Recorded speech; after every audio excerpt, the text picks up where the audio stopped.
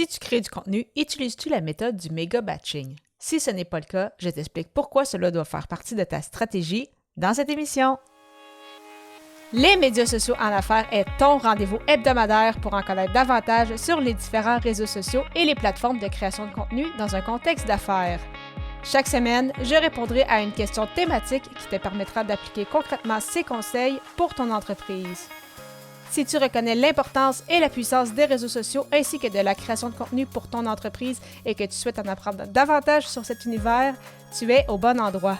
Je suis Amélie Delebel, travailleuse autonome dans le domaine des communications et marketing depuis février 2020. Je travaille avec les réseaux sociaux et dans la création de contenu depuis 2014. Les médias sociaux en affaires est mon deuxième podcast après Athlète Entrepreneur, lancé en janvier 2019. Bienvenue sur mon podcast. Salut et bienvenue sur les médias sociaux en affaires, épisode 339. Alors qu'aujourd'hui, je réponds à la question « Quels sont les avantages du batching avec ton contenu? » Donc, tout d'abord, pour clarifier le batching ou le méga batching, en fait, ça signifie production en lot. Donc, qu'est-ce que ça veut dire? C'est, comme le nom l'indique, c'est de faire du contenu, mais en batch, donc en plus grande quantité.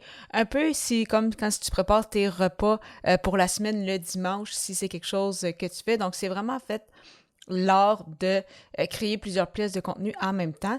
Et pourquoi en fait faire ça avec justement ton contenu? C'est principalement pour sauver du temps. Pourquoi je dis ça? C'est par exemple si comme moi tu fais du podcast, si tu t'installes, que tu prends le temps justement de te préparer pour t'installer pour enregistrer un épisode de podcast ou si tu vas en enregistrer 2 ou 3 ou 4 ou plus, eh bien le temps de préparation, ça reste le même. C'est que tu vas prendre autant de temps de te préparer pour enregistrer un épisode que tu vas le faire pour en enregistrer 3.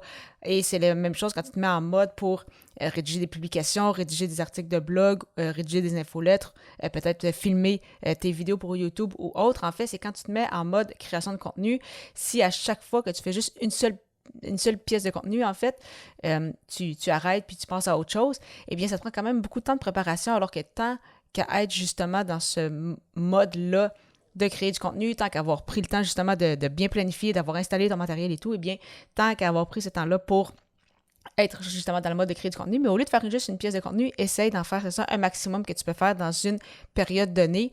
Et si cela, en fait, t'aide vraiment pour mieux gérer, mettons, ton horaire, justement, gérer ton contenu, t'assurer que tu as toujours du contenu en banque, eh bien, justement, je te recommande de faire comme ce que moi j'ai fait, de vraiment te mettre des plages horaires dans ton agenda pour dire, bon, mais je sais que, mettons, je suis plus créatif ou créative le matin. Donc, pour moi, le mardi matin, je vais me prendre une plage, par exemple, de 1 heure ou de 1 heure et demie pour créer du contenu. Et là, justement, je me mets en mode création de contenu. Donc, je m'installe pour filmer des vidéos, je m'installe pour enregistrer mes épisodes de podcast ou peut-être, justement, un premier bloc pour planifier tes épisodes, pour planifier tes vidéos, savoir qu'est-ce que tu vas faire. Et par exemple, le jeudi ou le vendredi matin, bien là, ça va être ta plage pour, justement, enregistrer tout ton contenu, peut-être pour la semaine ou pour le mois, dépendamment comment tu peux en enregistrer. Mais vraiment, de mon côté, je trouve ça super intéressant. Donc, moi, quand j'ai appris, je pense qu'en fait, je faisais un peu de batching aussi, sans le savoir, mais c'est ça, quand tu es installé pour créer du contenu, vraiment, c'est pour sauver du temps. Et souvent, une fois que tu es comme dans un mode-là, comme ça, créatif, eh bien, c'est le temps d'en profiter pour justement enregistrer plus de contenu possible.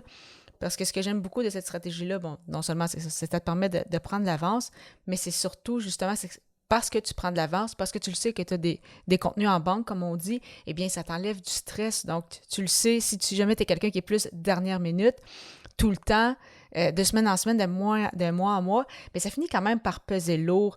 Si jamais, justement, il y a un imprévu puis que tu enregistres toujours du contenu dans 1 minute, eh bien là, tu peux pas l'enregistrer cette semaine-là. Là, pour ça te décourage. Là, peut-être que là, ça devient une mauvaise habitude qui embarque et là, tu ne fais pas du contenu pendant quelques semaines, quelques mois. Donc, vraiment, de planifier du contenu pour justement faire de la production en lot, t'assurer d'avoir du contenu à l'avance. Mais ça, au moins, ça t'enlève un stress énorme et tu le sais que, justement, mais si jamais la semaine suivante, finalement, ton petit est malade, toi, tu te blesses ou il arrive quelque chose, tu peux pas filmer, tu peux pas enregistrer, eh bien, tu le sais que tu as du contenu d'avance et donc, c'est ça t'enlève quand même un lourd poids sur les épaules. Parlant de méga batching pour planifier du contenu à l'avance et sauver du temps, il est difficile pour moi de passer à côté de l'hébergeur de podcast que j'utilise depuis déjà plus de 3 ans, soit Ocha.